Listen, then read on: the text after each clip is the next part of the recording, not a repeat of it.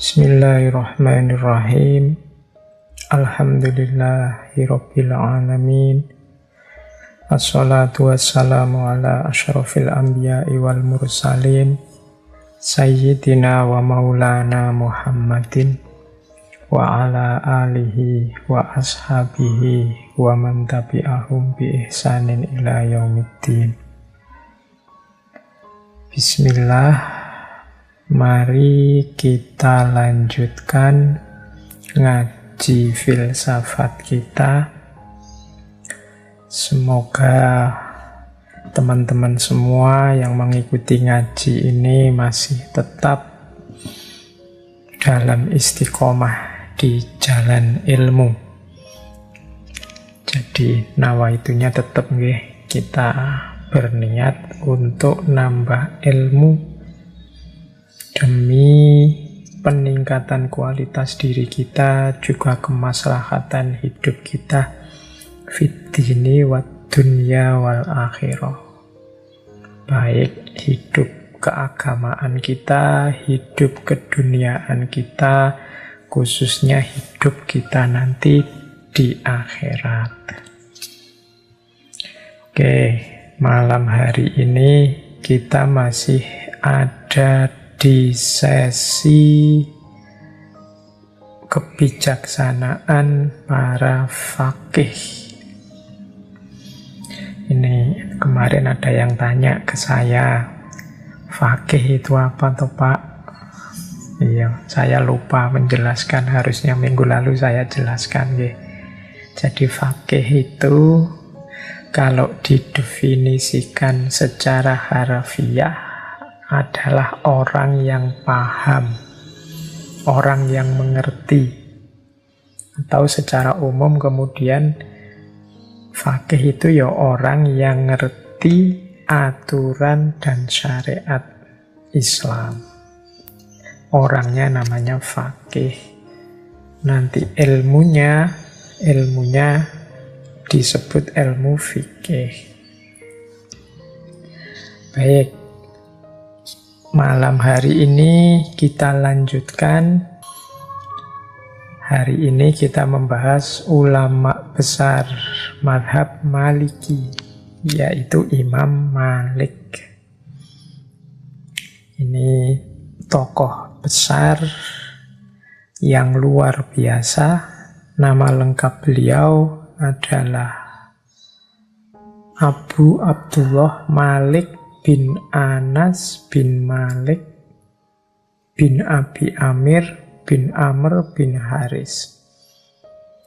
Beliau ini lahir di Madinah tahun 712 Masehi dan nanti wafat tahun 796 Masehi.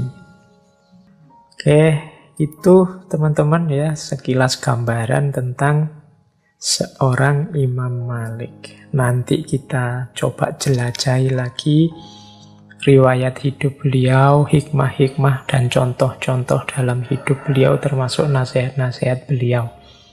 Ya meskipun kita belajar tentang imam faqih yang ahli fikih, cuma kita sesuaikan dengan model ngaji kita yang fokus pada hikmah. Untuk pikiran-pikiran dalam bidang fikihnya Imam Malik, ya monggo teman-teman belajar lagi, nyari ustadz, nyari guru yang sesuai, daripada nanti saya keliru, wong saya bukan ahlinya kalau bidang fikih. Yo, saya tahunya hanya beberapa saja tentang gagasan-gagasan dan wawasan-wawasan fikihnya Imam Malik. Baik, mari kita mulai. Bismillah, kita mulai nggih. Kita belajar kearifan-kearifan seorang Imam Malik. Yang ingin menyiapkan minum dan macam-macam, monggo.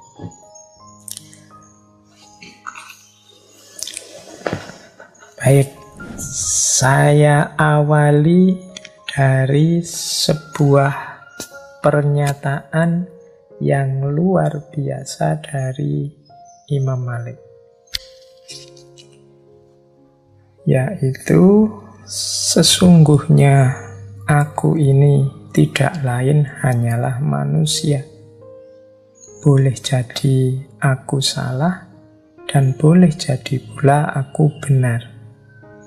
Maka dari itu, hendaklah kamu memperhatikan pendapatku. Tiap-tiap yang sesuai dengan kitabullah dan sunnah, kamu ambillah dia. Dan tiap-tiap yang tidak sesuai dengan kitabullah dan sunnah, kamu tinggalkanlah dia. Nah, ini pernyataan ketawaduan seorang Imam Malik. Sebagaimana kemarin kalimat-kalimat semacam ini juga diucapkan oleh Imam Abu Hanifah. Jadi memang orang itu semakin tinggi, semakin pintar, semakin dalam dan luas wawasannya, biasanya semakin tawadhu. Semakin sadar kalau dirinya ini punya banyak kelemahan. Orang semakin pintar kan semakin ngerti dia dalam hal apa saja aku tidak ngerti, dalam hal apa saja aku lemah, dalam hal apa saja aku bisa keliru.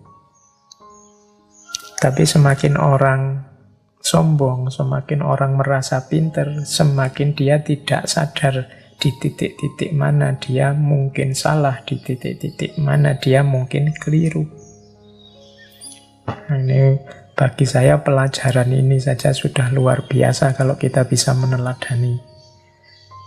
Kita hari ini kan ada di peradaban yang saling mengklaim dirinya sebagai yang paling unggul, yang paling benar. Dalam banyak cerita, banyak kasus, hari ini kan kita lihat orang-orang berlomba-lomba ingin menampilkan bahwa akulah dan kelompokkulah yang paling benar. Ini menurut saya kita perlu belajar dari tokoh-tokoh seperti Imam Malik ini. Paling tidak kita sadar ya aku ini manusia. Bisa salah, bisa juga benar. Maka, katanya Imam Malik, kalau engkau ingin mengambil pendapatku, jangan cuma mengambil, tapi juga perhatikan pendapatku. Ditelaah dulu, dicek dulu. Kalau memang sesuai dengan Al-Quran dan Sunnah, yo ambillah. Kalau tabrakan, menyelisihi, ya tinggallah. Nah, jadi ini kalau dalam bahasa agama, mbok jangan taklid. Kamu ikut boleh, tapi pahamilah dasarnya, pahamilah dalilnya, argumennya. Kalau ternyata setelah ditelaah kok tabrakan dengan Al-Quran dan Sunnah dan hadis, ya tinggalkan saja. Tapi kalau cocok, tidak apa-apa kamu ambil terus. Nah, ini pernyataan tawadhu sekaligus pelajaran bagi kita untuk tidak mudah taklid yang membuta, ikut saja. Oke, ini pelajaran penting yang pertama. Yo, ini sederhana sebenarnya. Yo, tiap hari kita mendengarkan sih nasihat-nasihat seperti ini, tapi dalam prakteknya kadang-kadang yo meleset. Postingan-postingan kita, komentar-komentar kita di medsos itu kadang-kadang rasanya hanya membenarkan diri sendiri dan orang lain pasti salah. Makanya ini untuk muhasabah, untuk kita introspeksi. Materi-materi seperti yang kita angkat bulan ini sebenarnya materi-materi yang tidak sulit untuk dipahami. Jadi sederhana, hikmah-hikmahnya hikmah-hikmah yang sederhana. Bahkan sebelum saya ceritakan seperti ini, teman-teman insya Allah sudah tahu. Tapi seringkali kita itu ada jarak antara pengetahuan dengan kesadaran.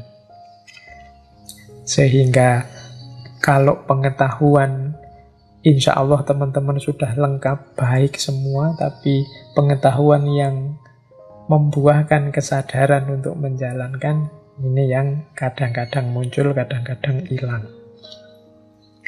Jadi, yo latihan pelan-pelan. Kalau dalam bahasanya Imam Ghazali, sampai dia tumbuh jadi karakter, tidak sekedar insidental. Tidak hanya kolo-kolo tawaduk, kolo-kolo sombong. Ini insidental namanya. Tapi kalau sudah mengakar ketawaduan itu ya secara otomatis yang keluar juga ketawaduan. Ini butuh latihan, butuh pembiasaan. Seperti yang dilakukan oleh para imam ini. Khususnya Imam Malik. Baik, jadi ini pelajaran pertama yang menurut saya penting. Ada cerita, ini ada hubungannya dengan pernyataan tadi. Jadi satu ketika Khalifah Abu Ja'far al-Mansur, yang ini juga muridnya, ini dia tahu betapa dahsyatnya kepandaian, kepinteran, intelektualitas gurunya Imam Malik ini. Sehingga beliau ini satu ketika bermaksud untuk mewajibkan madhab Imam Malik kepada semua yang ada dalam kekuasaan dinasti Abbasiyah. Jadi pokoknya madhab resminya negara adalah Maliki. Kalau pakai bahasa sekarang mungkin begitu. Nah, Imam Malik ketika Khalifah Al-Mansur punya maksud seperti ini, ternyata Imam Malik keberatan. Kata Imam Malik, "Wahai Amirul Mukminin, jangan lakukan itu. Orang-orang sudah mengetahui banyak pandangan, mengetahui banyak hadis, dan meriwayatkan berbagai riwayat. Setiap orang mengambil apa yang telah ada dan mengamalkannya. Dan mereka berhutang kepada perbedaan pandangan manusia terhadap para sahabat Rasulullah dan lainnya. Sesungguhnya berat sekali mencegah manusia dari apa yang sudah mereka yakini. Karena itu, biarkan manusia menjalankan apa yang sudah dianutnya dan apa yang dipilih oleh setiap penduduk negeri untuk diri mereka sendiri." Jadi menurut Imam Malik, orang-orang jangan diwajibkan mengikuti pikiran saya. Sebelum saya sudah banyak pandangan, sebelum saya sudah banyak riwayat-riwayat, sudah banyak hadis beredar. Setiap orang juga sudah punya posisi, sudah punya pilihan, pandangan sendiri-sendiri. Untuk mengubah agar mereka ganti pandangan itu berat. Pasti nanti akan terjadi pemaksaan-pemaksaan atau orang terpaksa karena yang perintah khalifahnya. Jadi katanya Imam Malik, biarkan saja orang dengan keyakinannya masing-masing. Yang penting biarkan mereka bebas belajar, bebas memilih, bebas mencari apa yang cocok untuk mereka. Kalau memang menurut mereka gagasan-gagasan Imam Malik ini sesuai, cocok, bagus, insya Allah mereka akan pindah ke mazhab Maliki. Kalau tidak, tidak masalah.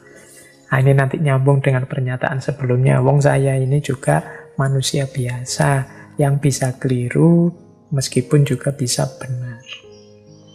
Jadi ini salah satu contoh bagaimana tawaduknya seorang Imam Malik. Kita hari ini kan kadang-kadang ingin kalau pikiran kita, gagasan kita itu diterima, disetujui, di-ACC oleh semua orang. Semakin banyak orang yang setuju dengan pikiran kita, kita semakin senang. Tapi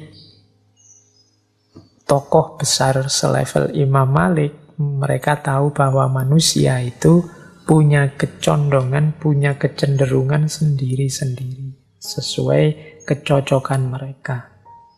Dan pikiran yang kita anggap luar biasa, termasuk mungkin pikiran kita yang ingin kita promosikan itu sebenarnya bukan yang pertama. Sebelum kita sudah banyak orang mengeluarkan gagasan-gagasan besar yang luar biasa, termasuk dalam hal yang akan kita sampaikan. Imam Malik juga punya kesadaran ini. Sebelum saya sudah banyak orang mengeluarkan pandangan, gagasan, meriwayatkan pikiran-pikiran dan lain sebagainya. Jadi kita bukan yang pertama punya gagasan-gagasan ini. Dan mungkin juga bukan yang terbaik karena kita manusia biasa, kadang ada kelirunya, kadang ada kurangnya.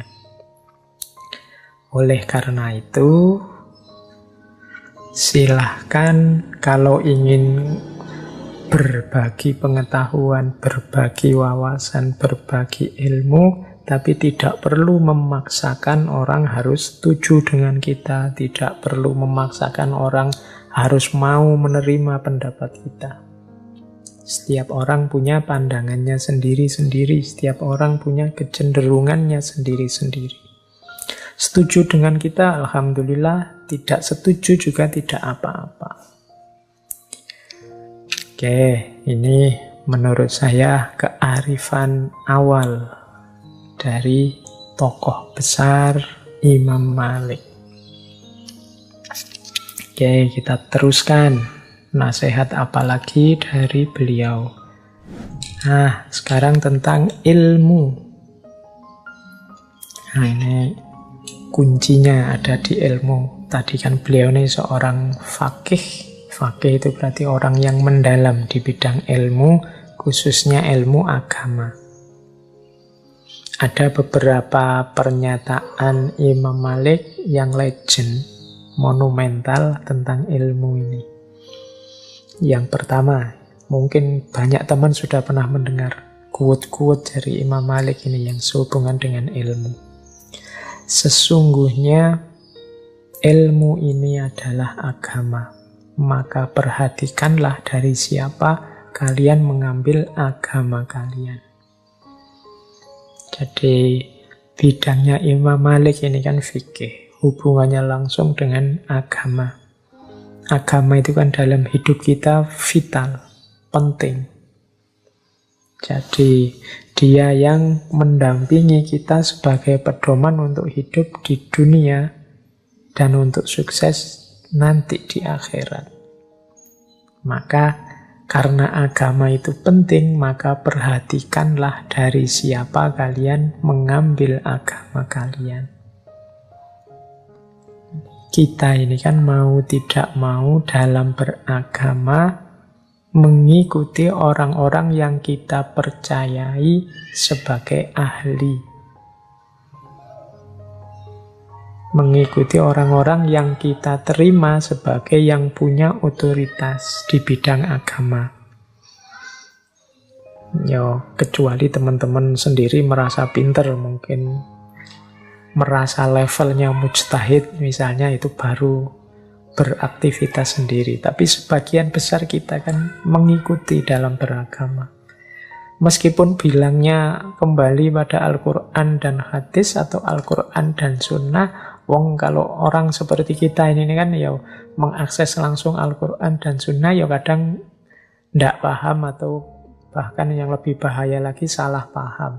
Maka jalan terbaik kan mengikuti para ulama, mengikuti tokoh-tokoh yang memang ahlinya.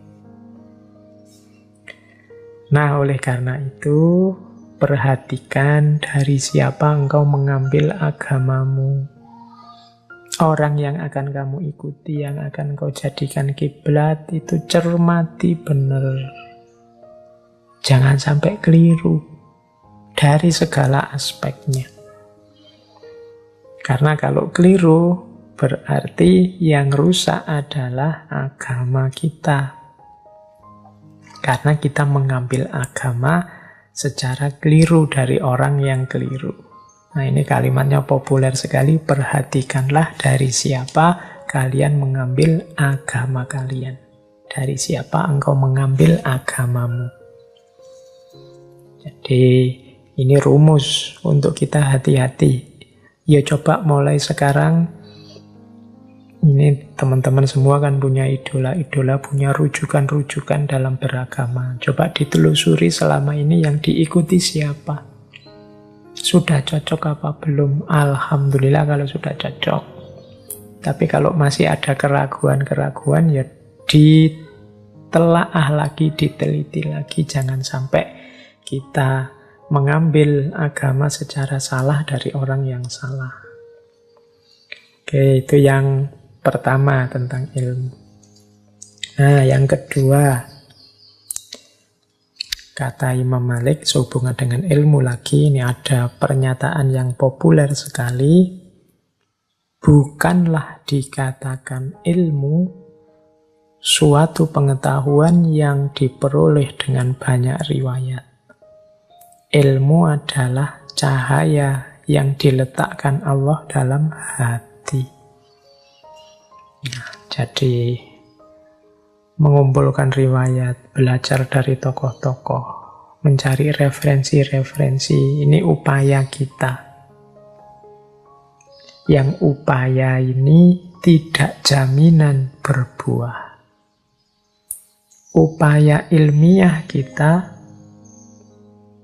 tidak jaminan melahirkan ilmu. Kalau dia memang hasilnya adalah ilmu, itu adalah cahaya yang diberikan Allah di dalam hati kita. Nah, ini kalau diuraikan panjang. Kalau saya bilang ilmu di sini tidak sekedar informasinya. Kalau sekedar informasi ilmiah, informasi pengetahuan bahwa kita harus sabar, bahwa kita harus tawaduk, bahwa kita harus menghargai orang lain, ini sebenarnya masih informasi. Ilmu yang sejati itu cahaya yang diletakkan oleh Allah dalam hati. Berarti apa? Ilmu yang sejati itu menerangi hidup kita, menerangi hati kita. Berarti tidak sekedar informasi, tidak sekedar hafalan konsep, hafalan teori.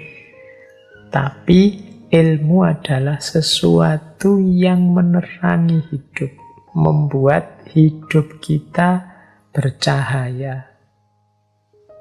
Ilmu yang semacam ini adalah bukti anugerahnya Allah ke dalam hati kita.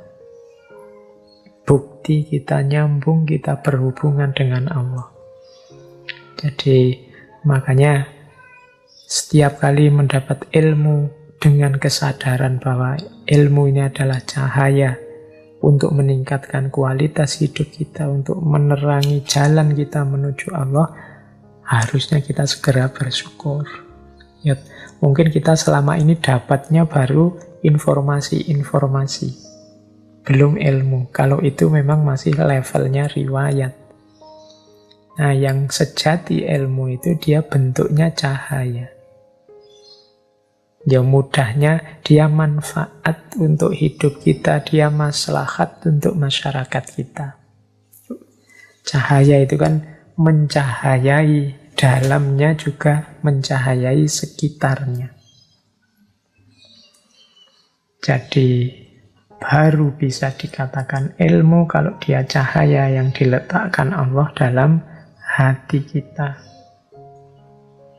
Kalau masih level riwayat-riwayat, kalau isinya masih banyak riwayat, ya masih pengetahuan-pengetahuan informatif, masih hafalan-hafalan konsep. Ya kalau sekedar hafalan konsep, ya mungkin HP dan laptop dan Google itu yang paling puncak hari ini. Google itu apa yang tidak tahu. Tapi ternyata bukan itu. Ilmu itu bukan sekedar informasi, tapi dia nur, dia cahaya. Kalau dia cahaya, maka dia menerangi. Di situ ada manfaat, di situ pasti ada maslahat. Bahkan kalau tidak hati-hati, yang informasi-informasi tadi, yang konsep-konsep tadi, bisa saja wujudnya bukan cahaya, tapi malah merusak hidup kita, menggelapkan hidup kita. Maka marilah kita mengejar pengetahuan yang wujudnya nur ini, cahaya Allah yang diletakkan dalam hati kita. Informasi bisa dicari dari Google, sekarang ngeklik tentang apa saja ketemu. Tapi hasil buah dari kita cari di Google ini, apakah nambah gelap hidup kita atau nambah terang hidup kita, itu nanti kuncinya ada pada ridhonya Allah. Inilah yang ingin dipesankan, ingin dinasihatkan oleh Imam Malik. Bukanlah dikatakan ilmu, suatu pengetahuan yang diperoleh dengan banyak riwayat. Ilmu adalah suatu cahaya yang diletakkan Allah dalam hati. Oke. Quote selanjutnya yang ketiga ini juga populer sekali kalimat ini. Pelajarilah adab sebelum mempelajari ilmu. Jadi adab itu buahnya akhlak. Akhlak kalau dia terpuji, buahnya juga adab yang terpuji. Saya sering mengilustrasikan akhlak itu ya, kalau di Imam Ghazali kan sifatnya karakter, apa yang tertanam dalam diri. Jadi dia adalah wajah batin kita, itu akhlak. Jadi akhlak itu kan dari kata dasar kholak. Kholak itu ciptaan. Nah, kita ini punya dua unsur, kholak dan khuluk. Kholak itu lahiriahnya, khuluk itu batinnya. Jadi wadah batin kita, wajah batin kita itu akhlak. Nah, kenapa sih kok harus adab sebelum ilmu? Ini kalau pakai bahasa yang berbeda, siapkan dulu wadahnya sebelum diisi. Jadi kalau wadahnya beracun, diisi barang jernih pun, yang jernih akan jadi beracun. Jadi membereskan adab, membereskan akhlak itu seperti membereskan wadahnya dulu sebelum diisi. Kalau wadahnya baik, isinya baik, ya isi ini bisa kita manfaatkan untuk yang baik-baik. Tapi kalau wadahnya rusak, wadahnya kotor, meskipun diisi dengan yang baik, ya yang baik yang diisikan tadi akan ikut kotor. Kalau embernya berdebu, banyak kotorannya, air jernih yang kita masukkan akan ikut jadi kotor, akan ikut jadi tercemar.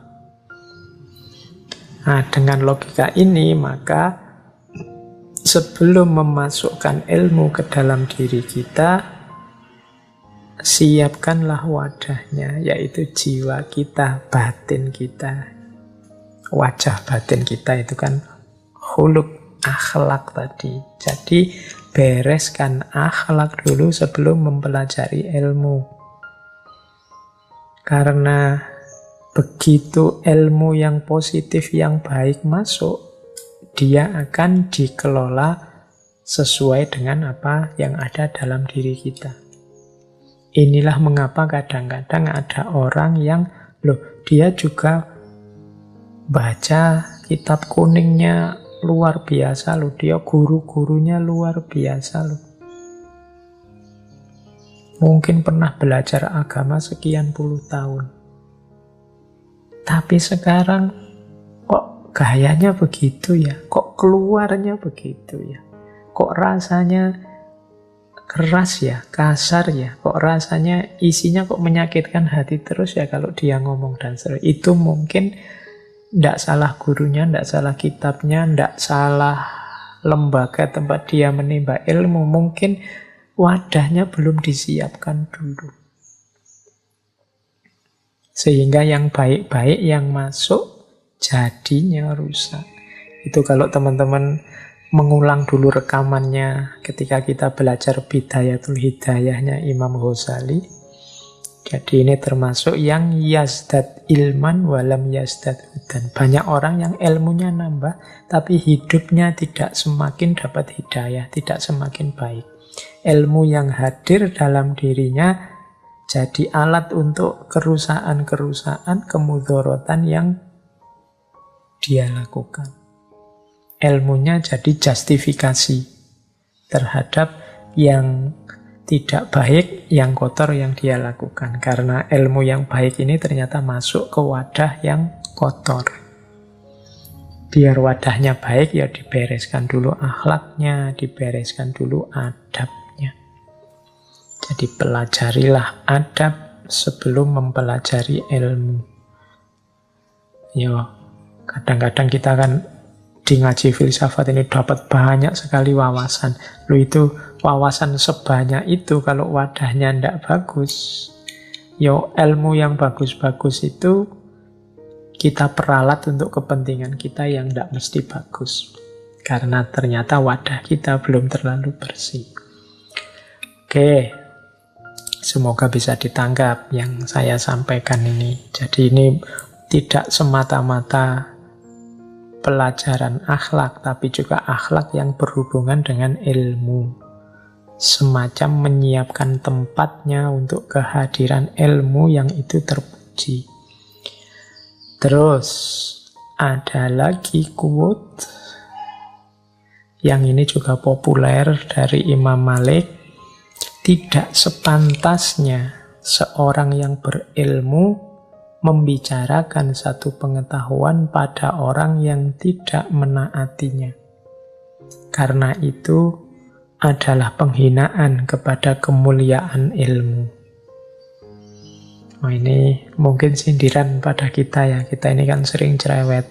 Baru ngerti sedikit saja semua orang ingin kita ceramahi, ingin kita beritahu. Nggak masalah sih dari sisi semangat kita untuk menyebarkan kebaikan. Tapi hati-hati, dilihat juga konteksnya, dilihat juga audiennya, dilihat juga jenis forumnya. Karena kalau kita tidak hati-hati, jangan-jangan kita sudah niat baik, menyampaikan hal-hal yang baik, tapi tanggapannya justru sebaliknya. Tidak hanya menghina kita, tapi menghina kemuliaan ilmu yang kita sampaikan. Nah, berarti maksudnya apa? Kita turut andil, wong kita tadi yang menyebarkan, kita tadi yang menyampaikan. Kita turut andil sehingga ada orang menghina ilmu. Ada orang merendahkan ilmu atau kebaikan yang kita sampaikan. Maka kalau ingin menyampaikan sesuatu, dilihat siapa orang ini, dalam situasi apa, kira-kira ada kemungkinan nggak dia mau mendengar. Kalau memang hasilnya negatif, enggak. Kalau saya ngomong ke orang ini dengan isi yang seperti ini, pasti nanti dia bantah, bahkan mungkin menjelek-jelekan yang baik yang saya sampaikan, merendahkan ilmu yang mulia yang saya sampaikan. Ya nanti dulu saja, kalau situasinya mungkin enggak usah saya sampaikan sekarang. Kita harus punya kearifan semacam ini. Karena kadang-kadang kita itu semangat dakwahnya luar biasa, tapi strategi dan retorikanya nol. Niatnya menebar ilmu, menebar kebaikan, tapi hasilnya justru konflik dan permusuhan. Ya sebagian karena andil kita juga tidak membaca situasi, tidak melihat kondisi. Ya harus pinter membaca situasi, biar niatnya baik, caranya baik, hasilnya juga baik. Kalau hasilnya kontraproduktif kan akhirnya kita juga turut andil dalam kejelekan yang lahir. Misalnya kita ngomong sesuatu yang luhur, tapi terus orang salah paham, menjelek-jelekkan sesuatu yang luhur, dia malah jadinya antipati dengan keluhuran kebaikan itu. Akhirnya kita turut andil dalam semakin tersesatnya dia. Maka hati-hati, makanya orang dakwah itu ya butuh retorika, butuh strategi yang baik, biar hasilnya juga baik. Oke, ini nasihat dari Imam Malik. Tidak sepantasnya seorang yang berilmu membicarakan satu pengetahuan pada orang yang tidak menaatinya, orang yang tidak menghargainya. Karena itu adalah penghinaan kepada kemuliaan ilmu itu. Baik, ini nasihat-nasihat tentang ilmu ya. Saya dahulukan yang tentang ilmu ini karena bisnis kita yang paling utama di ngaji filsafat ini kan tentang ilmu. Ada cerita, nah ini selanjutnya tentang ilmu dan akhlak tadi. Ketika Imam Malik yang masih kecil pamitan kepada ibunya untuk berangkat mencari ilmu. Ini cerita dari Imam Malik sendiri. Aku berpamitan kepada ibuku untuk pergi mencari ilmu. Ibuku terus berkata, kemarilah nak, kenakan pakaian yang pantas bagi seorang penuntut ilmu. Jadi anaknya yang mau berangkat ini dipanggil lagi, coba sini. Kamu pakai pakaian yang pantas dong. Kemudian ibu mengenakanku pakaian yang baik, juga memakaikan peci di kepalaku dan memasangkan sorban. Lalu berkata, nah sekarang pergilah pada gurumu Robi'ah untuk menuntut ilmu. Tapi ingat nak, belajarlah dulu akhlak darinya sebelum engkau menyerap ilmunya. Ini ada beberapa pelajaran dari cerita ini.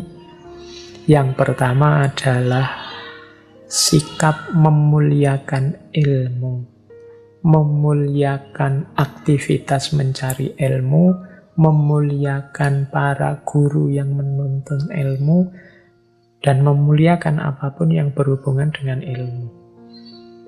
Imam Malik mau berangkat belajar, oleh ibunya diberi pakaian yang bagus, yang pantas, dipakaiin peci, serban, sehingga kelihatan luar biasa, baru disuruh berangkat. Ini bagi saya penghargaan terhadap ilmu. Jadi karena ilmu ini mulia, ayo kita muliakan. Nah ini jangan-jangan sindiran buat kita ini ya. Kita itu sering tidak memuliakan ilmu. Ya termasuk yang kita muliakan ilmu itu ya buku. Kemudian apalagi guru-guru. Kemudian forum-forum kajian kita hargai. Jadi gunakan pakaian yang baik. Gunakan kostum yang mendukung. Kostum yang mendukung itu bagi saya penting loh. Jadi kayak kayak prajurit tentara itu kalau mau bertempur, bajunya kan seperti itu. Sebenarnya pakai baju biasa saja ya bisa, tapi begitu kostumnya mendukung kan rasanya beda. Semangatnya beda. Jiwanya berubah kalau pakainya ganti. Maka mencari ilmu sebenarnya juga begitu. Ayo dibiasakan kalau memang mungkin ya teman-teman. Misalnya mau membaca, mau ikut kajian, pokoknya hal-hal yang berhubungan dengan ilmu, kita hormati diri kita hormati ilmunya. Pakai baju yang pantas. Kemudian mungkin duduk juga posenya yang bagus. Itu diantara penghargaan pada ilmu. Jadi insya Allah nanti ada pengaruh terhadap jiwa. Jadi ada pengaruh, mungkin semangatnya jadi berbeda, mungkin gairahnya semakin meningkat untuk belajar dan lain sebagainya. Tapi kalau kita sambil iseng saja ya mungkin hasilnya tidak sebesar kalau kita serius. Membaca buku kalau serius misalnya kita pakai baju. Kalau Imam Malik itu terbiasa pakai baju-baju yang dalam tanda petik sukanya pakai baju yang mewah dalam rangka menghormati ilmu. Jadi suka memakai wangi-wangian, mirip dengan Imam Abu Hanifah yang kita ceritakan minggu lalu. Nah ini ada efeknya, ada asarnya. Jiwa kita seakan-akan dilatih, ini penting loh, ini serius loh, maka jangan iseng. Itu kan berbeda kalau kita sikapnya iseng. Mungkin sambil membaca, sambil tidak pakai baju, sambil kelesetan, sambil garuk-garuk, sambil itu kan rasanya berbeda. dengan kalau kita baca dengan serius. Nah, ini pelajaran dari kisahnya Imam Malik ini. Ibunya ngerti, maka diberi baju yang bagus, diberi kostum yang bagus, baru diizinkan keluar rumah. Baru terus silahkan sekarang berangkat menuntut ilmu, tapi dipesankan lagi, dahulukan akhlak. Belajar dulu akhlaknya sebelum engkau menyerap ilmunya. Sama seperti yang saya sampaikan tadi ya, dahulukan akhlaknya sebelum ilmunya. Siapkan dulu wadahnya, baru dituangi ilmu yang berharga, ilmu yang mulia. Oke. Baik, kita lanjutkan. Nah, ini nasihat dari Imam Malik. Tentang ilmu juga, katanya Imam Malik, ilmu tidak boleh diambil dari 4 orang. Yang pertama, orang bodoh yang nyata kebodohannya. Yang kedua, sohibul hawa, pengikut hawa nafsu, yang mengajak agar mengikuti hawa nafsunya. Yang ketiga, orang yang suka berdusta dalam berbicara, meskipun dia tidak pernah berdusta atas nama Rasulullah Shallallahu Alaihi Wasallam. Yang keempat, orang yang soleh dan mulia yang tidak tahu apa yang ia sampaikan. Tadi kan di depan ada nasihat, perhatikan dari siapa engkau mengambil agamamu. Dari siapa engkau mengambil ilmu tentang agama. Nah, di bagian ini Imam Malik memperjelas lagi dari siapa sih yang tidak boleh itu. Katanya Imam Malik, hindari 4 orang ini. Jangan belajar dari 4 orang ini. Yang pertama, orang bodoh yang nyata kebodohannya. Yo, kalau sudah jelas orang ini bodoh, mungkin kalau diterjemah dalam bahasa Indonesia bodoh itu rasanya agak kasar ya. Yo, pokoknya orang yang tidak ngerti, orang yang bukan ahlinya. Yo, kalau memang bukan ahlinya jangan diikuti. Itu analoginya orang bodoh itu ya orang yang tidak ngerti, orang yang bukan ahlinya. Ya tidak usah diikuti orang yang bukan ahlinya. Kalau tentang fikih ya ikut ahli fikih. Kalau tentang filsafat diikuti ahli filsafat. Kalau tentang akhlak belajar dari orang yang para ulama yang ngerti akhlak. Jadi jangan ngarang, pokoknya orang yang kalian idolakan, kalian tinggikan, kalian kagumi, terus belajar apa saja dari beliau, ya ndak. Ya dipelajari sesuai dengan keahlian beliau. Jadi jangan belajar dari orang yang ndak ngerti, yang nyata ketidakngertiannya. Itu yang pertama. Ini kadang-kadang kita itu jadi ndak kritis kalau egonya main. Misalnya karena kelompokku, karena grupku, karena dosenku, karena temanku, karena idolaku. Ini membuat kita tidak kritis. Tapi tetap kalau kita ingin belajar sesuatu, ya harusnya dari ahlinya. Itu yang pertama. Yang kedua, jangan belajar atau mengambil ilmu dari sohibul hawa. Orang yang disetir, dikendalikan oleh hawa nafsunya. Cirinya apa orang yang dikendalikan oleh hawa nafsunya? Orientasi hidup dan target-target hidupnya hal-hal yang sifatnya duniawi sementara artifisial. Artifisial itu tidak penting, tidak hakiki.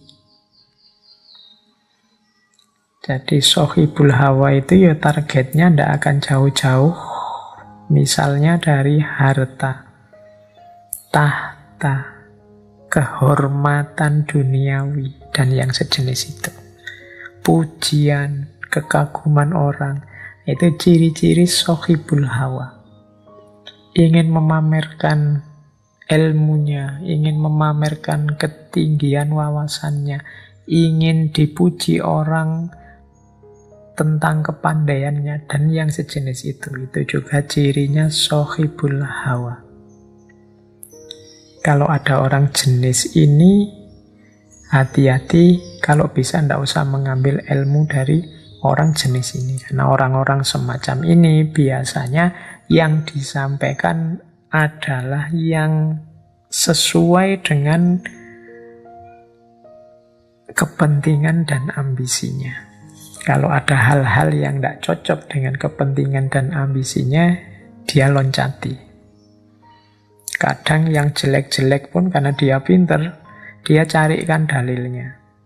Dalil yang cocok dengan nafsu dan ambisi yang sudah dia target. Makanya hati-hati kalau sama orang bodoh tadi kan lebih mudah identifikasinya. Kalau sohibul hawa ini melihatnya tidak pada ilmunya tapi pada karakternya. Yang diomongkan mungkin benar, mungkin ada dalilnya, tapi melihat betapa ambisiusnya dia, betapa dia diliputi oleh hasrat hawa nafsu, ingin enak sendiri, ingin sukses sendiri, egois.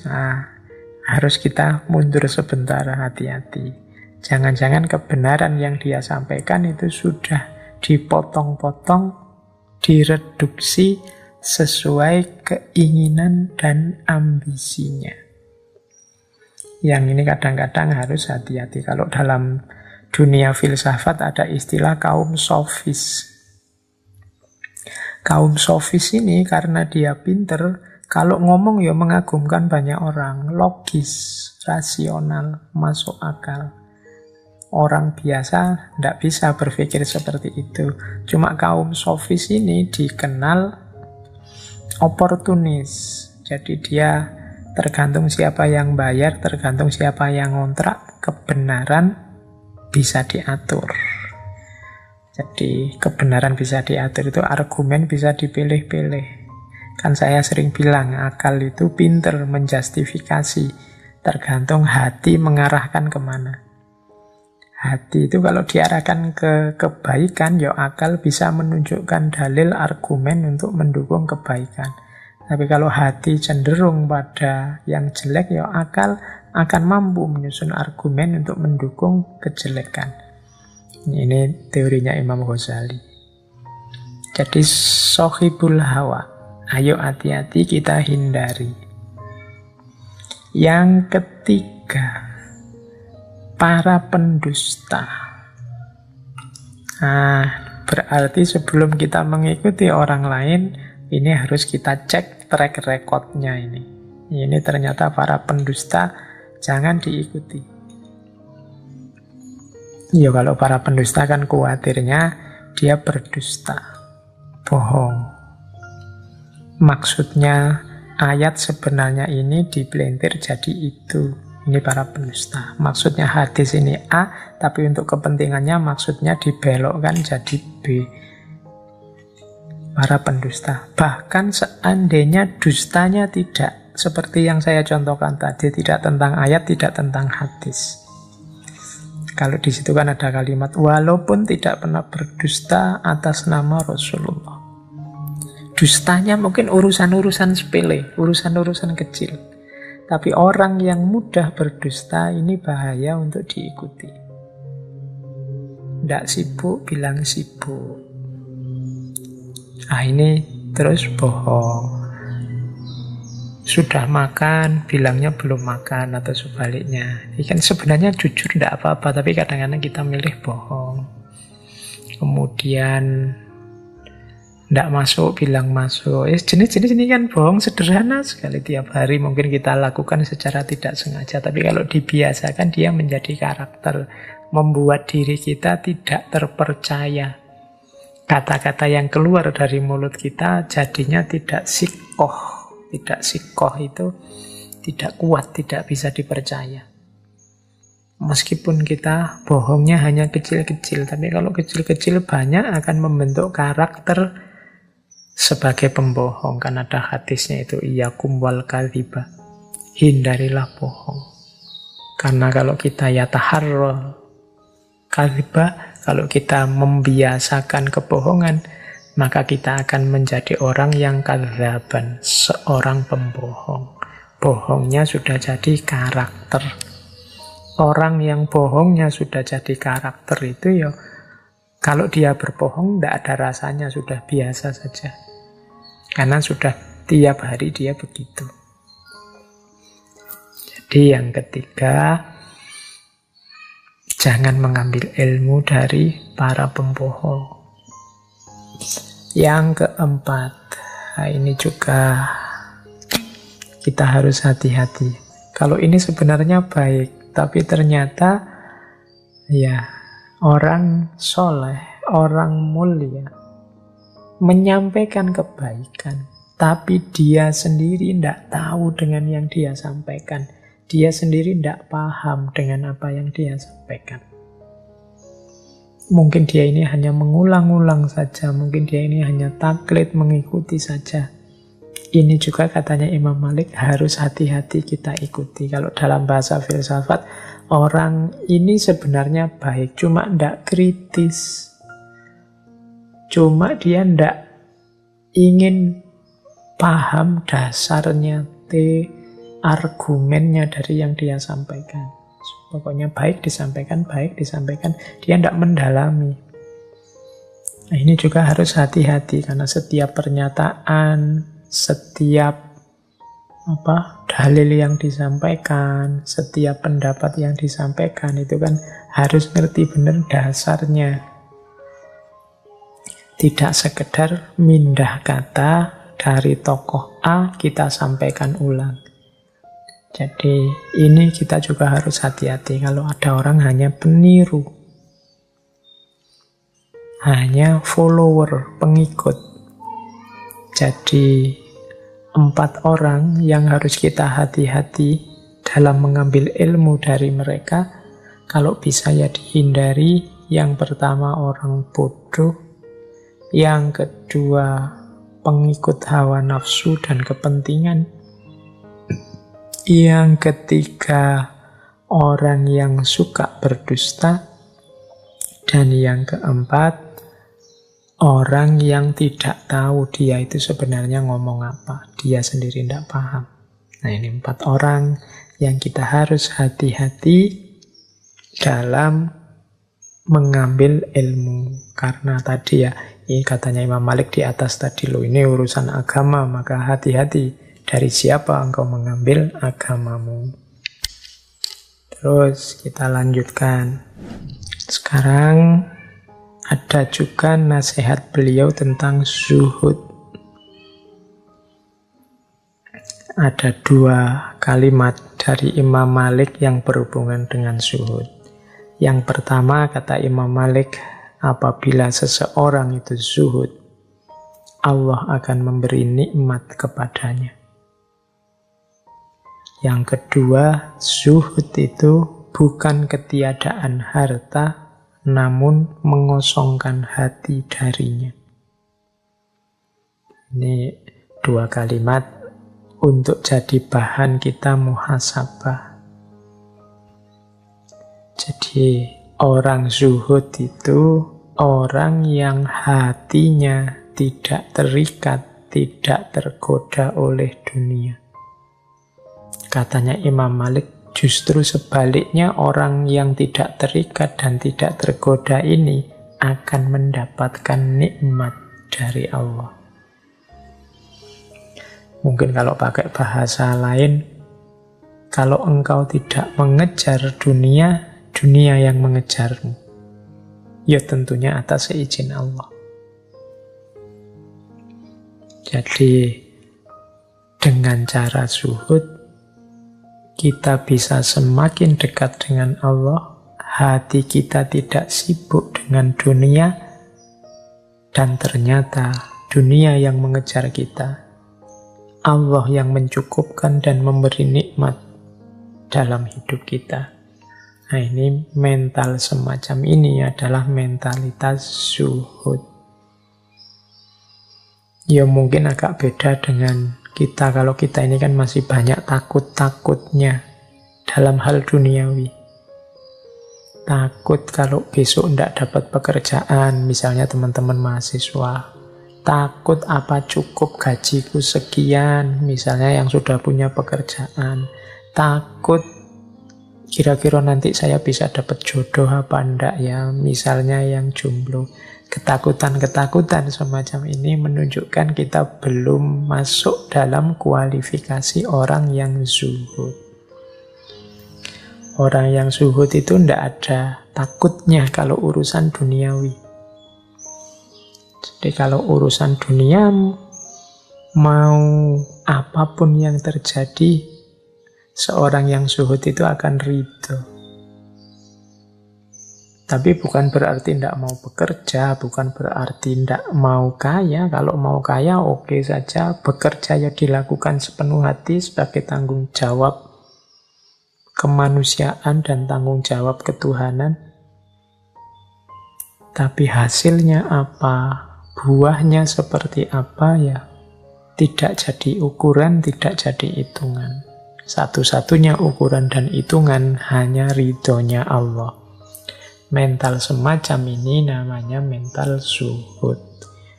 Imam Malik itu imam yang kaya. Tadi saya ceritakan beliau ini suka menggunakan baju-baju yang mewah. Tapi kekayaan tidak nempel di hatinya. Ada beberapa kisah ini saya bawa ya. Misalnya ini ada contoh.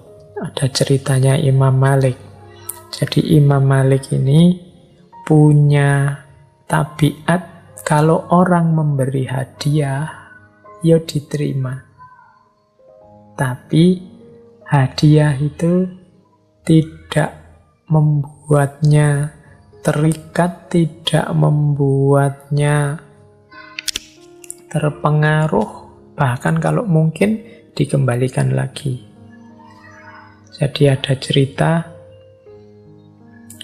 suatu hari beliau ini oleh wali kota Madinah diberi hadiah kuda yang indahnya luar biasa, pelanannya mahal. Nah, kuda ini oleh beliau diikat di depan masjid. Wah, semua orang kagum, termasuk Imam Syafi'i. Imam Syafi'i melihat kuda itu, wah luar biasa ini guru. Kudanya tangkas sekali, kudanya hebat sekali. Imam Malik tiba-tiba saja bilang, huwalak. Huwalak itu ya, sudah ambil saja. Padahal banyak orang kagum, banyak orang berdecak melihat kuda yang indah itu. Tapi bagi Imam Malik, itu bukan sesuatu yang nempel. Bukan sesuatu yang harus dipertahankan mati-matian. Tidak kok Imam Syafi'i dicarikan kudanya yang lain yang tidak selevel itu, ya enggak. Ada orang suka langsung diberikan saja. Itu menunjukkan dunianya enggak nempel. Loh, tapi kan pemberiannya masih diterima. Ya, pemberian diterima itu kan kemungkinan dalam rangka membahagiakan orang yang memberi. Jangan lupa kebahagiaan itu tidak cuma saat diberi, tapi kebahagiaan lebih besar itu kebahagiaan memberi. Maka memberi kesempatan orang untuk bahagia dengan berbagi itu bagi saya juga termasuk kebaikan. Jadi kadang-kadang kan banyak kita yang melihat para ulama itu loh, pekerjaannya apa sih? Kemudian kita vonis mereka, wah mereka itu cuma nunggu sangunya dari orang-orang yang sowan, orang-orang yang datang. Insya Allah para ulama itu mentalnya seperti Imam Malik ini. Pemberian akan selalu diterima dengan pertimbangan bahwa orang memberi itu punya kebahagiaannya sendiri. Orang memberi itu ada kepuasannya sendiri. Plus pemberian itu tidak akan nempel tidak akan melekat ke mereka. Kalau saat itu juga ada orang butuh, pasti pemberian tadi akan diberikan pada yang butuh. Sebagaimana Imam Syafi'i begitu lihat kendaraan yang luar biasa, ya langsung sama Imam Malik, ya sudah kalau kamu suka huwalah, ambil saja. Kuda itu buatmu.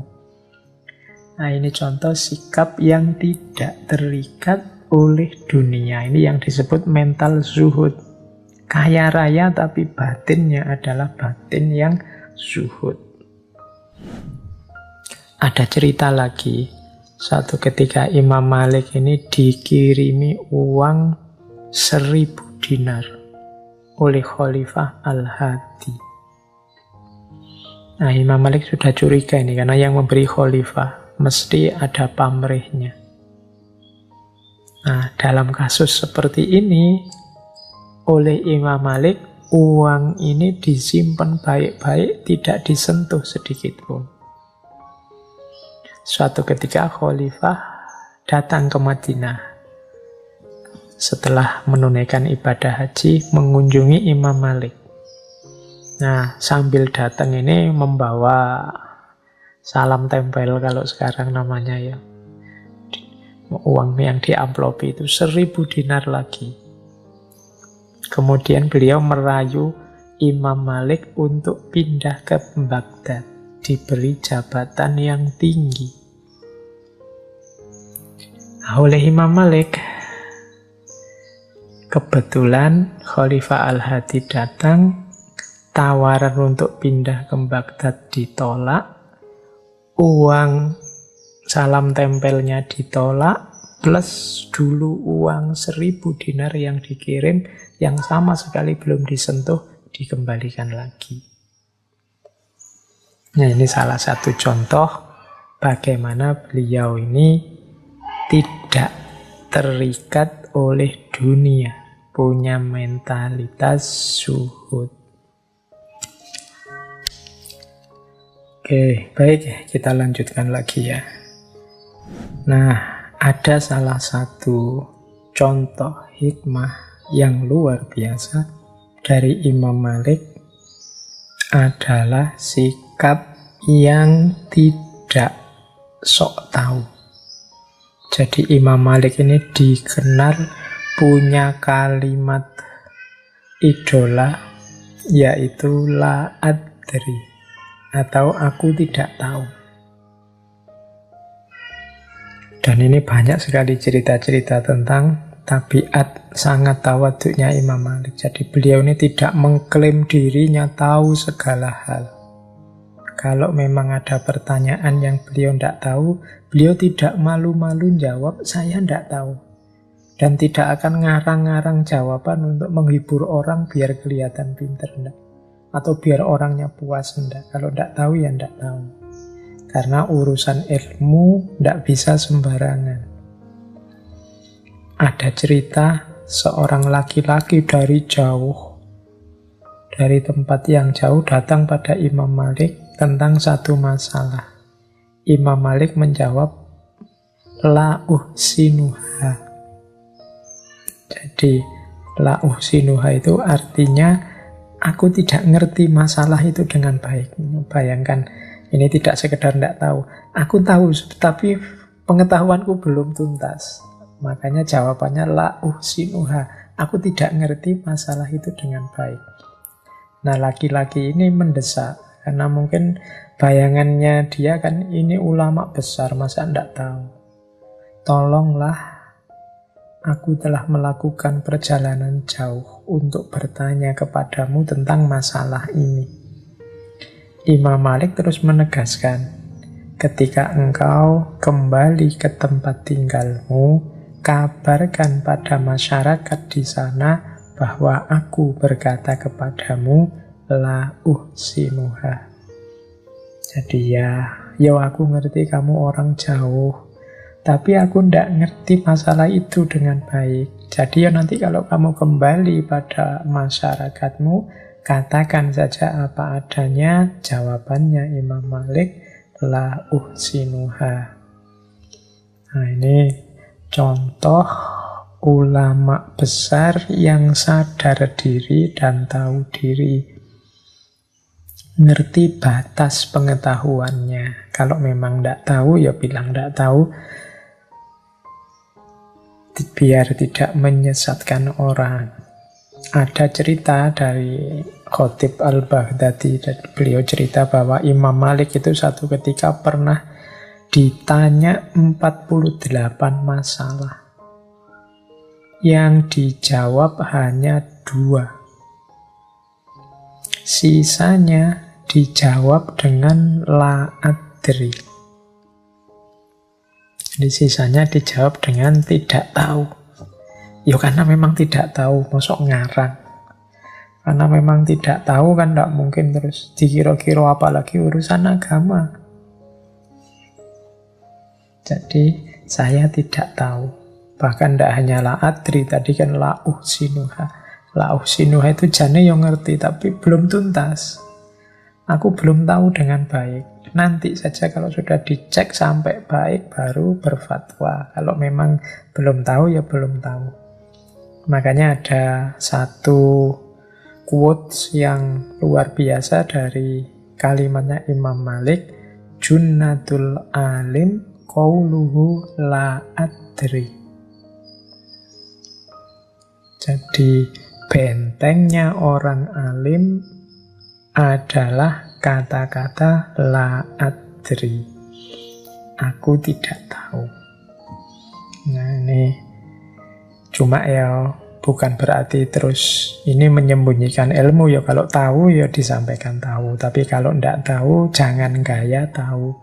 Apalagi ngarang-ngarang. Kalau filsafat sih ngarang tidak masalah. Lahir filsafat yang baru. Tapi kalau agama kan kita tidak bisa ngarang. Jadi benteng kita sebagai ilmuwan itu la adri. Nyaman sudah. Ya yang lain juga begitu. Kalau ada tokohmu, idolamu, ulama yang engkau ikuti menyatakan la adri, ya jangan diremehkan, jangan dianggap rendah, jangan dianggap berarti ilmunya masih cetek. Tidak begitu. Justru itu menunjukkan kebesaran hatinya, ketawaduannya untuk tidak mengatakan sesuatu yang dia belum sepenuhnya mengerti. Jadi ya nanti dulu. Kalau saat ini ditanya, ya jawabannya masih la adri. Dan la adri ini jadi salah satu nasihat khususnya Imam Malik kepada Imam Syafi'i. Jadi ini saya bawa beberapa nasihatnya Imam Malik kepada Imam Syafi'i. Langsung saja ya, saya teruskan tentang nasihatnya kepada Imam Syafi'i. Jadi yang pertama tadi, beliau menasehati, biasakan dirimu untuk mengatakan tidak tahu. Ini kalimatnya biasakan, karena orang yang tidak terbiasa mengatakan tidak tahu, biasanya gengsi mengatakan tidak tahu. Jadi karena dia mungkin terlanjur merasa dirinya besar, terlanjur merasa dirinya pintar. Jadi kalau ada pertanyaan kok tidak bisa jawab, rasanya kok merendahkan dirinya. Akhirnya dia ngarang-ngarang. Maka Imam Malik menasihati Imam Syafi'i, biasakan untuk mengatakan tidak tahu. Wah ini falsafah tidak tahu. Terus ada lagi pesannya Imam Malik kepada Imam Syafi'i, sesungguhnya Allah telah menganugerahkan cahaya di dadamu, maka jangan engkau padamkan dengan maksiat. Jadi Imam Syafi'i ini kan salah satu muridnya yang top, yang pinter, yang nanti jadi teman diskusi yang luar biasa. Imam Malik ngerti benar bahwa ilmu itu cahaya, maka orang-orang pintar adalah orang-orang yang bercahaya, yang menerangi sekelilingnya. Maka dia harus berhati-hati agar tidak mengurangi cahaya atau menghalangi cahaya sehingga terjadi kegelapan.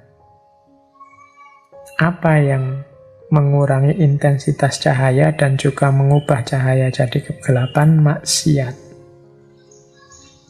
Jadi Imam Malik berpesan, tolong engkau ini orang yang bercahaya karena Allah menganugerahkan cahaya di dadamu. Jangan engkau padamkan cahaya itu dengan maksiat. Semakin kita melakukan maksiat, semakin cahaya itu terhalang dan kita akan gelap. Dan tidak usah teman-teman tanya ya maksiat itu apa saja Pak. Semua jenis maksiat dan insya Allah teman-teman ngerti mana yang maksiat. Kalau lupa ya buka lagi kitab-kitabnya, ngaji-ngajinya dulu. Bidayatul Hidayah apa-apa. Tentang dosa-dosa kecil maupun dosa-dosa besar. Itu yang bisa menggelapkan hidup kita.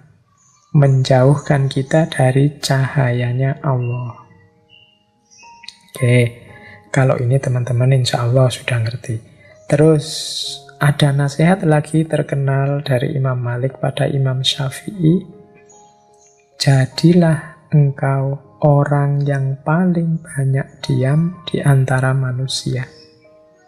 Jika mereka benar, ikutlah di dalamnya, dan jika mereka salah, jangan ikuti mereka.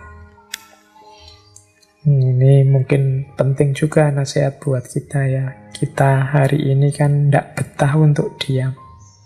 Sehari tidak buka WA, sehari tidak buka Instagram atau Twitter, sehari tidak posting apa-apa, tidak mention apa-apa, itu kan rasanya kok sepi. Grup WA itu kalau tidak aktif sak jam saja, terus muncul emoticon-emoticon itu kan kok sepi yo, dan seterusnya. Nah itu kan secara hari ini begitu gaya hidup kita. Padahal Imam Malik justru mbok yo kita ini lebih banyak diam. Nasihatnya Imam Malik pada Imam Syafi'i justru jadi orang yang paling banyak diam saja. Orang yang paling banyak diam itu punya kesempatan berpikir lebih banyak dibandingkan yang ngomong. Ya kalau orang ngomongnya banyak itu kan ya kesempatan berpikirnya secara intensif berbeda dengan orang pendiam. Kalau pendiam itu kan bisa pikirannya kerja terus. Kalau ngomong sambil mikir kan susah. Saya seperti ini bicara hampir 2 jam itu kan yo setengah-setengah mendaya gunakan pikirannya agak tidak maksimal. Coba sambil diam mikirnya justru lebih maksimal. Maka katanya Imam Malik, jadi orang yang paling banyak diam saja. Mencermati lingkungan sekelilingmu.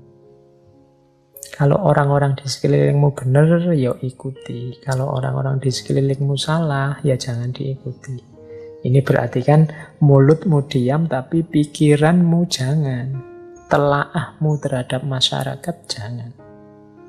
Jadi kalau mereka benar, ya diikuti. Kalau mereka salah, ya dihindari. Kalau engkau terlalu banyak ngomong, tidak sempat refleksi, ya hasilnya cuma ikut saja. Orang ke utara ikut ke utara, orang ke selatan ikut ke selatan. Nah ini masalah. Terus nasihat lagi kepada Imam Syafi'i, angkatlah tanganmu dari hidangan makanan saat keinginanmu untuk makan masih menggebu.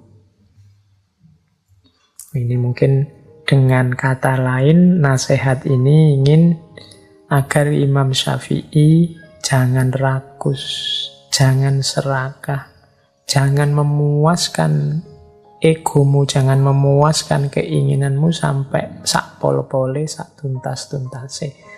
Kamu harus punya daya pengendalian diri. Mengangkat tangan dari hidangan makanan saat keinginan makan masih ada, itu kan berat. Makanannya sih masih ada. Kalau mau nambah lagi masih siap.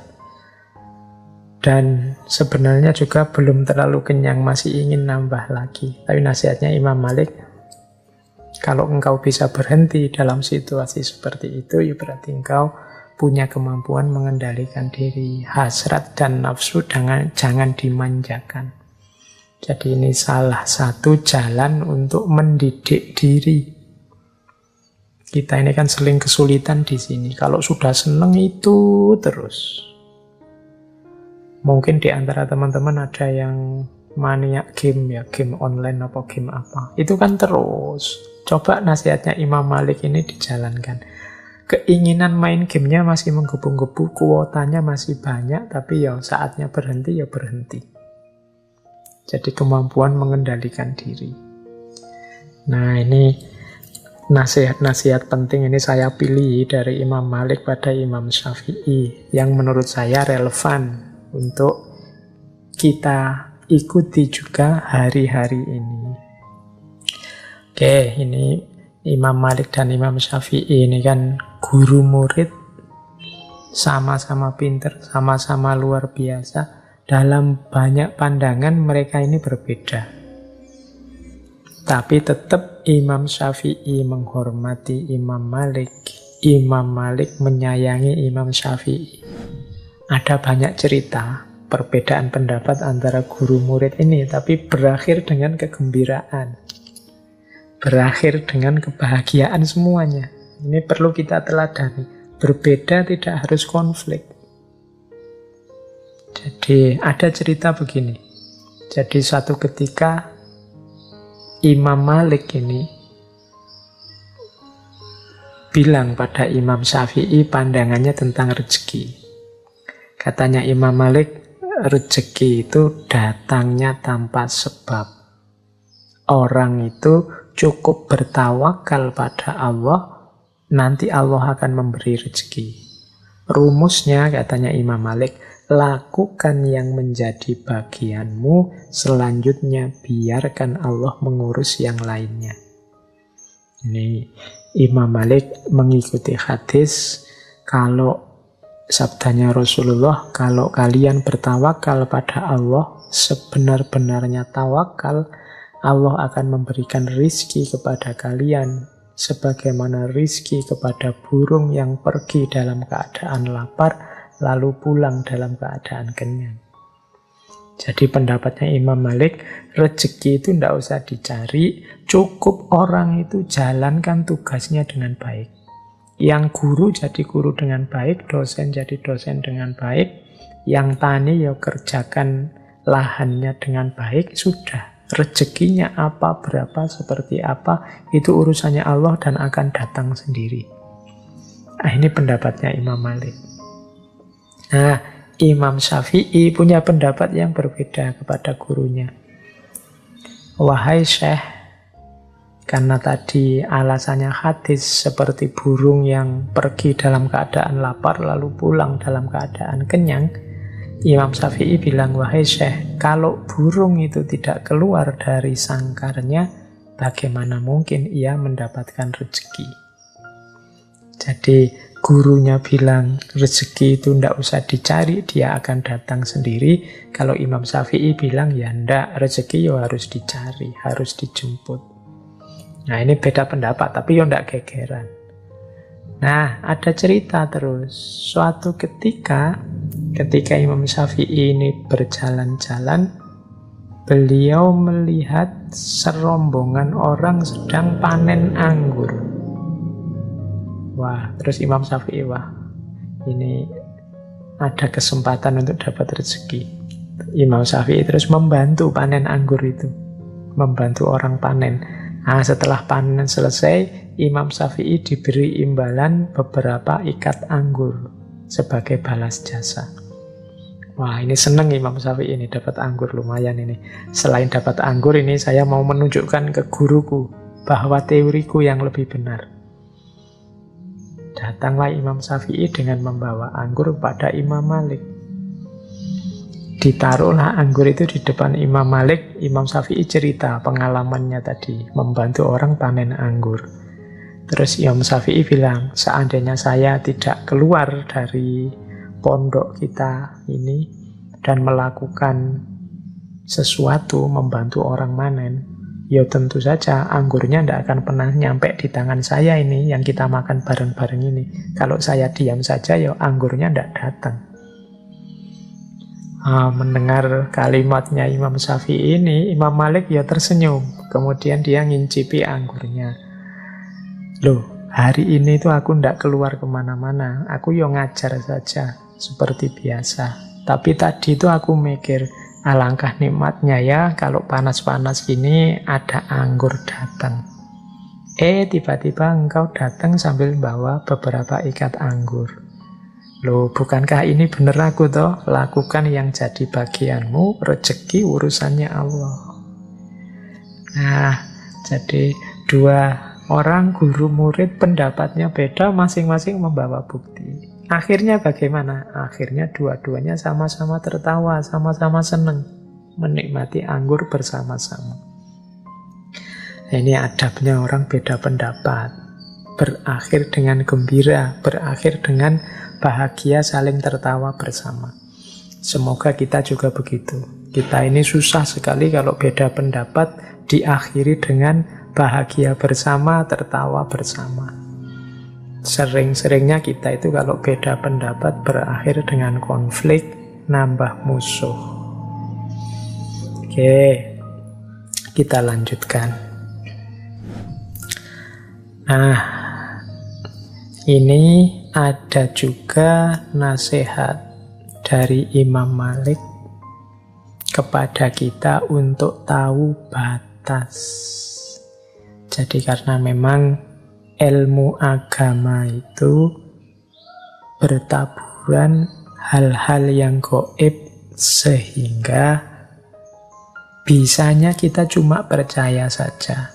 Akal kita mungkin dipaksakan bisa membahas, cuma hasilnya kalau katanya orang barat spekulasi-spekulasi. Jadi ada hal-hal yang cukup diimani saja. Kalau dipertanyakan malah jadi masalah. Ini kalau dalam bahasa saya kita harus ngerti batas kita.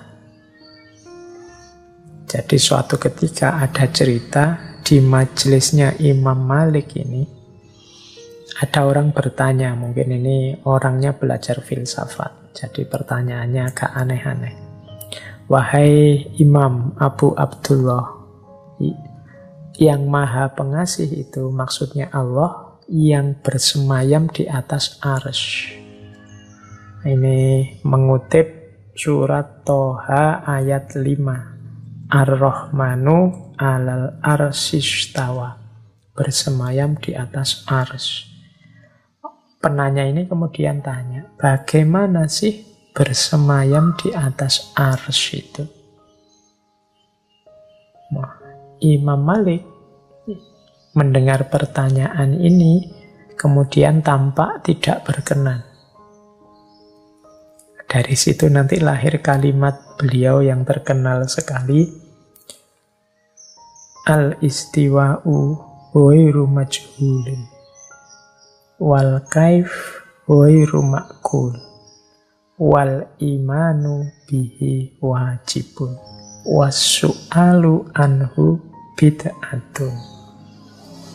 Jadi istiwa itu, bersemayam itu ghairu majhul. Kita ngerti karena maksudnya orang bersemayam itu seperti apa.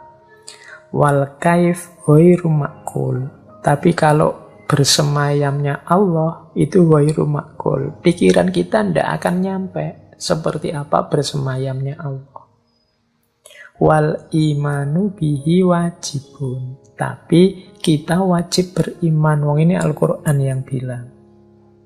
Wasu'alu anhu bid'atun. Mempertanyakan hal ini itu bid'ah, mengada-ada.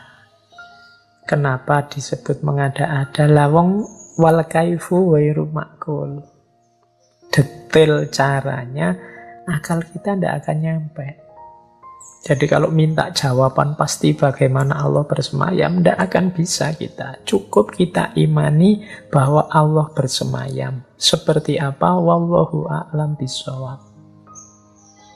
Wasu'alu anhu bid'atun. Ini nama lain dari mbok kita tahu batas. Mari kita diskusikan hal-hal yang produktif, hal-hal yang positif untuk meningkatkan kualitas diri kita, kualitas hidup kita. Hal-hal yang memang tidak terjangkau dan hanya bisa diimani, ya kita imani. Ini mungkin nasihat dari Imam Maliknya. Masih banyak tema-tema yang lain yang positif, konstruktif, produktif untuk kehidupan. Dibandingkan tema-tema yang kadang-kadang malah bikin rumit, bikin ruwet, tidak ada manfaatnya. Kita harus tahu batas dalam hal ini. Maka al-istiwa'u ghairu majhul wal kaifu ghairu ma'kul wal imanu bihi wajibun wasu'alu anhu bid'atun. Nah, itu fatwanya Imam Malik. Kalau ada pertanyaan-pertanyaan yang tidak seharusnya ditanyakan. Jadi dalam belajar itu kadang-kadang kunci utamanya harus pertanyaan yang benar dulu. Kalau ada teman-teman ditanya orang, coba dievaluasi dulu, jangan kesusu dijawab, dicek dulu, jangan-jangan yang salah pertanyaannya. Jadi dulu waktu saya belajar filsafat ketuhanan klasik itu ada isu yang diperdebatkan ramai sekali. Tapi ternyata ketemunya ini yang salah pertanyaannya tentang kemahakuasaan Tuhan. Jadi apakah Tuhan bisa menciptakan sesuatu yang Tuhan sendiri tidak bisa? Misalnya menciptakan batu yang besar yang Tuhan sendiri tidak bisa mengangkat. Loh, ini pertanyaan kontradiksi secara logika. Karena yang dicari Tuhan bisa atau tidak, tapi parameternya Tuhan tidak bisa. Apakah Tuhan bisa menciptakan yang Tuhan sendiri tidak bisa? Ada dua hal yang kontradiksi. Nah, ini ada isu ini di filsafat ketuhanan. Oke, baik. Jadi intinya ini menasehati kita untuk tahu batas. Oke. Terus, nah ini waktunya sudah mau habis. Saya ingin menutup dengan hikmah-hikmah dari Imam Malik tentang hormat dan cintanya beliau kepada Kanjeng Nabi Muhammad Sallallahu Alaihi Wasallam. Jadi kita harus banyak belajar kepada Imam Malik cara mencintai Nabi. Imam Malik ini dikenal tidak pernah naik tunggangan kuda apa unta. Kalau waktu di Madinah, beliau juga dikenal tidak pernah pakai sandal. Alasannya apa? Kata Imam Malik, saya malu menginjak tanah dengan alas kaki dan tunggangan yang di dalamnya terbaring Rasulullah. Maksudnya malu menginjak tanah yang di dalam tanah ini terbaring Rasulullah. Ya karena beliau hidupnya di Madinah. Jadi sepanjang hayat beliau ini nyeker dan tidak pernah naik tunggangan. Dan beliau saking cintanya dengan Madinah, beliau tidak pernah mau meninggalkan kota Madinah, termasuk saat ditawari jabatan-jabatan yang tinggi oleh para khalifah. Nah, ini bukti cinta yang pertama. Tema ini saya angkat biar kita lebih sibuk dengan bagaimana cara kita mencintai Rasulullah dibandingkan sibuk mencari-cari yang sebaliknya. Oke, terus ada contoh lagi. Imam Malik dalam kajian-kajian hadisnya, Imam Malik ini dikenal kalau bikin forum, bikin kajian itu tenang, lembut, tidak meledak-ledak. Tidak ada ungkapan-ungkapan dengan teriakan-teriakan. Dikenal lembut. Di antara alasannya apa? Karena beliau mengajarkan hadis yang itu dari Rasulullah. Beliau tidak ingin meninggikan suaranya, dalam tanda petik, kan ada ayatnya itu melebihi suaranya Rasulullah. Ada cerita suatu ketika Abu Ja'far al-Mansur ini khalifah, saat berdialog tentang hadis dengan Imam Malik, suaranya tinggi. Wah, langsung saja oleh Imam Malik ditegur. Jadi kita ini di Madinah, dekat dengan Nabi. Jangan teriak-teriak, jangan meninggikan suara. Karena kita sedang membahas tentang Nabi. Itu tawaduknya beliau, saking cintanya dengan Kanjeng Nabi. Ada juga cerita Imam Malik ini, kalau ada orang bertamu ke rumah beliau, ini pelayannya akan menemui dulu, kemudian menanyakan keperluan tamunya. Keperluannya apa? Nah, kalau sudah dijawab, baru terus dicek. Ini tanya tentang urusan apa sih? Kalau hanya urusan fatwa-fatwa fikih, kan beliau imam fikih mazhab Maliki, ya Imam Malik langsung keluar, kemudian melayani kebutuhan tamunya. Tapi sebaliknya, jika kepentingannya berhubungan dengan hadis, Imam Malik tidak langsung keluar, tapi beliau akan mandi dulu, pakai baju yang indah, pakai parfum, menggunakan sorban yang lengkap, kemudian baru keluar menemui tamunya. Ini karena beliau sangat menghargai Rasulullah, menghargai hadis yang sumbernya dari Rasulullah. Jadi membahasnya saja beliau tidak berani sembarangan. Tidak berani dengan kata-kata yang keras dan tinggi.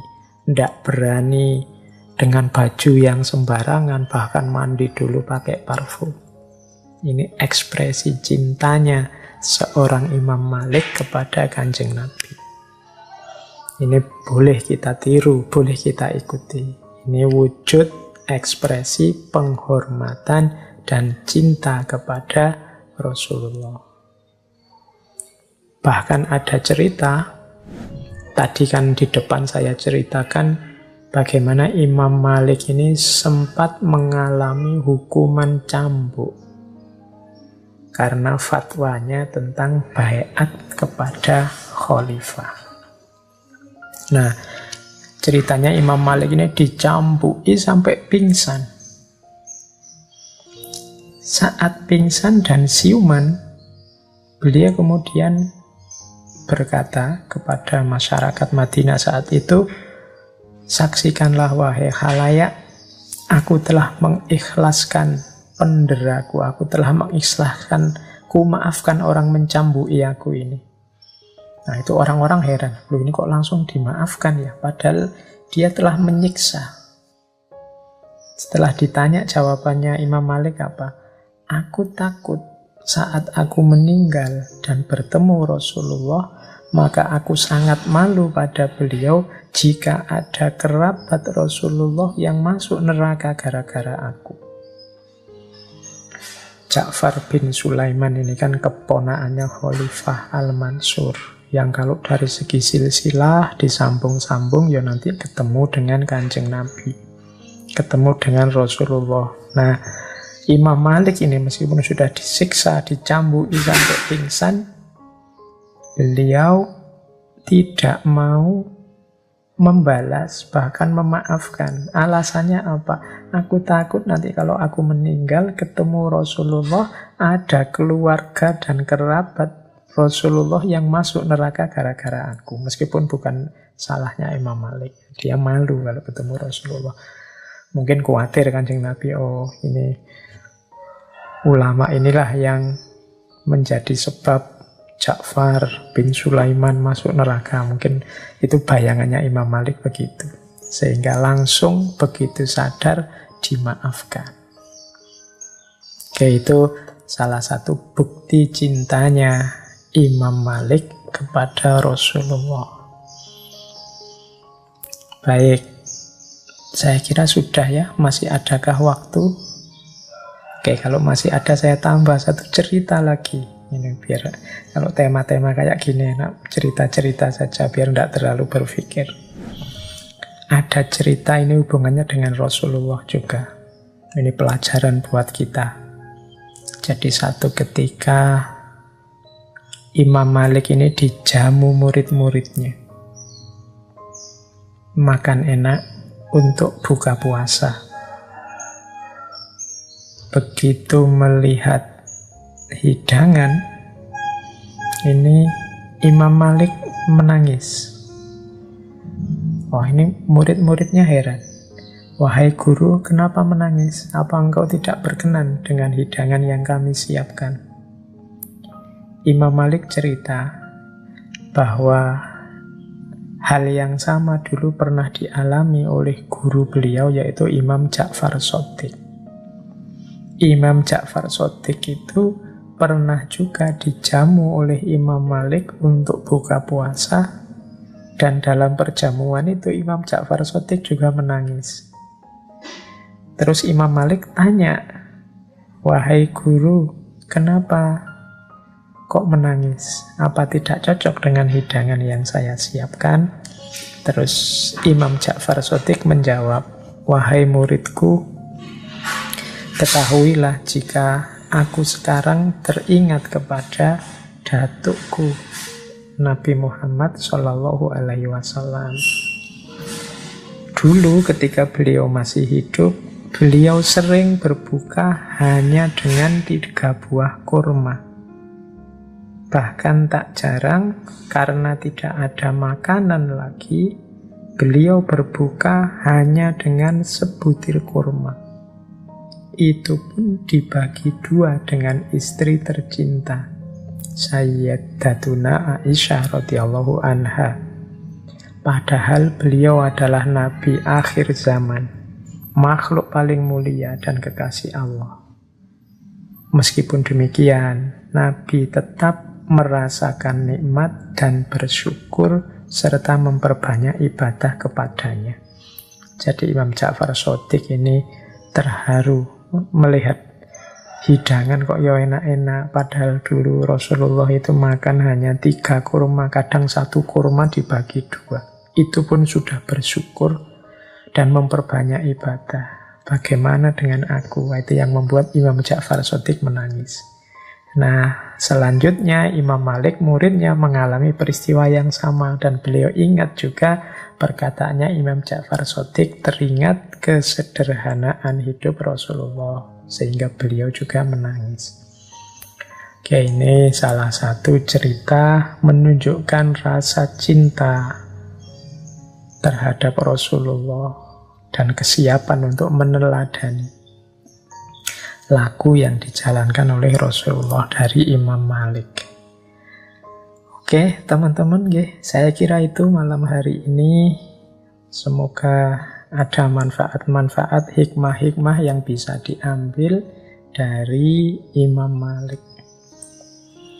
Ya, teori-teori beliau yang utama yang sering dirujuk dalam bidang fikih, monggo digali bagi yang berminat, termasuk kitab beliau Al-Muwatta. Silahkan, kalau hari ini kitab Al-Muwatta ini bisalah teman-teman dapat bahkan yang versi gratisan secara online untuk menambah kedalaman wawasan kita tentang agama. Karena kita ini sudah menyatakan diri orang beragama, seorang muslim yang ada tanggung jawab untuk paham terhadap agama kita. Silahkan dilanjutkan belajarnya, tidak hanya berhenti di 1-2 ngaji, tapi kejar sendiri sesuai kemampuan.